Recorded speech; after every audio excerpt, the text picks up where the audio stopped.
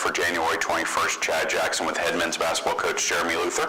Talk about the Pirates' latest action. Jeremy, you're finally back home after a grueling 4-game road swing, but you come back home, you get a win over Lander. Talk about the last couple of weeks of action for the Pirates. Yeah, going in to that 4-game stretch, we talked about it on our last show. We were facing 3 of the 4 teams on the road that were nationally ranked, and at one week or so during the season, they were all 3 in the top 10 in the country, so we knew it was going to be a tough road swing for us. Going into it, as a coach, you think, let's get a split, go 2-2, and that's exactly what we did. But, even though we probably should have gone 3-1 or even 4-0 with the close losses we had, we went to Aiken, who was 13th in the country, had a great performance over there. We beat them for that first game of that road swing.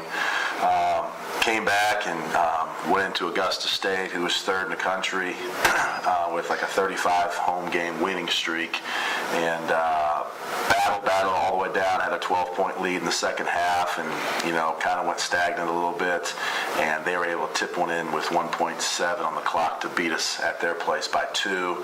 Had to regroup, go to Milledgeville for Georgia College, who's always good at home, and again fought and battled, had a big lead in the second half again there, and then came out on the losing end, short end stick by 2 again. Only had a day to prepare to go all the way to Alabama, to Montevallo, who at one point was 5th in the country. And again, another nail-biter back and forth. This time we played the spoiler, coming back from a 14-point deficit in the second half, and Chris Edwards hit a big shot with .9 for us to win over there. So you leave that road trip, 2-2. It's not the end of the world, but we all know in our hearts that we could have been 3-1 or 4-0. Came back for first time we've been at homes with the students back the second semester, facing Lander, who struggled this year.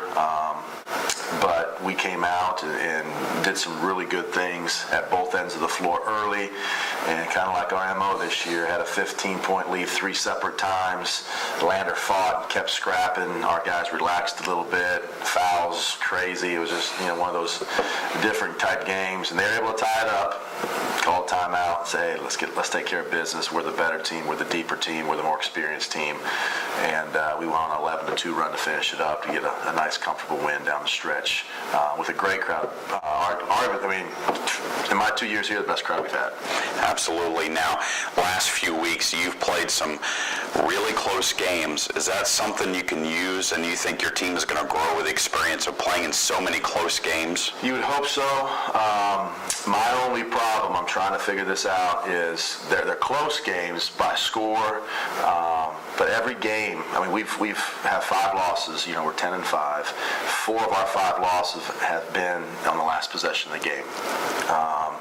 And 2 points, 1 point, 3 points, or 4 points, whatever it was. But Barton still hit that shot at the buzzer to kind of put them up.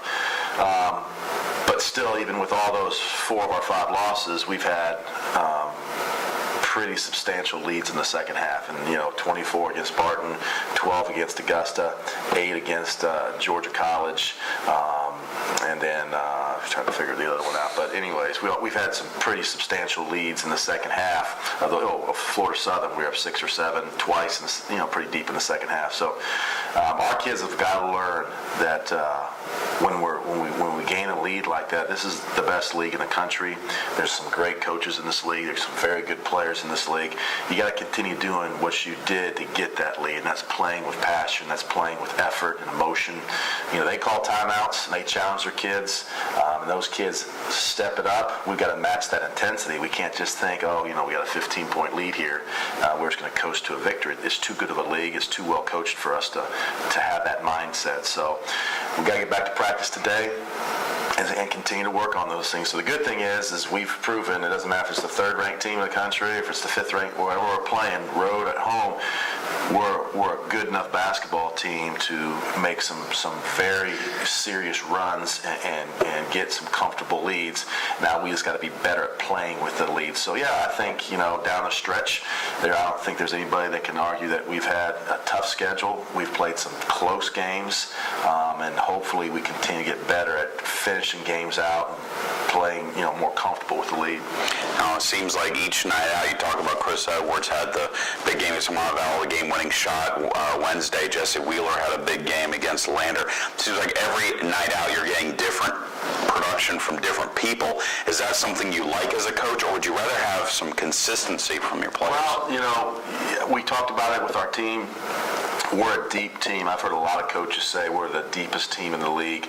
We got a lot of weapons, and that's good because you can't, at this level, coaches and defensive schemes, they're going to take something away from you. And if you only have, one or two kids that can get you numbers each night, you're much easier to guard. So teams come in, they take, last two games they've tried to take Brett Goodwill out of the game. He had 0 points, but he had 10 rebounds at Montevallo. I think it was Montevallo. And then he, the other night against Lander, he had 8 points and 9 rebounds. But then you got Chris Edwards going for 23, you got Jesse Wheeler going for 17, Chris Van Lanningham in the past is going for 19 or 20, Grant Domzik is going for 20. It's just right down the line with with the depth that we have. So I think it makes you much tougher to prepare for, because what are you going to do? You got to kind of pick your poison. So I'd rather be much deeper and say, hey, look, you're not going to be able to guard us every single night. And I keep preaching to my team, there's going to be some nights when one of the Chris's is not playing well, or one of the point guards, or Jesse or Brett or Devon, somebody's not playing well. The good thing about us is we got enough firepower to step up and take up the slack. So I'd much rather have a deep team that can, where you have 5 kids averaging anywhere between 12 and 15 than, like some teams have with 2 kids, 18, 19, everybody else, 6 or 7. So we're spread across the board, and I've preached to our kids, one of our things that we've talked about is, self-sacrifice. It's easy to be a good player on a bad team. It's really tough to be a good player on a good team, because you got to give something up, whether it's minutes, shots, whatever it might be. You got to be able to give that part of yourself up to sacrifice to be on a team that's good. And by all measures, we're pretty good. I think we're going to finish strong. All right, Armstrong Atlantic hosts UNC Pembroke on Saturday, 3:30, the middle of a 3-game home stretch. Coach Luther, thanks for joining us. We'll talk to you next week.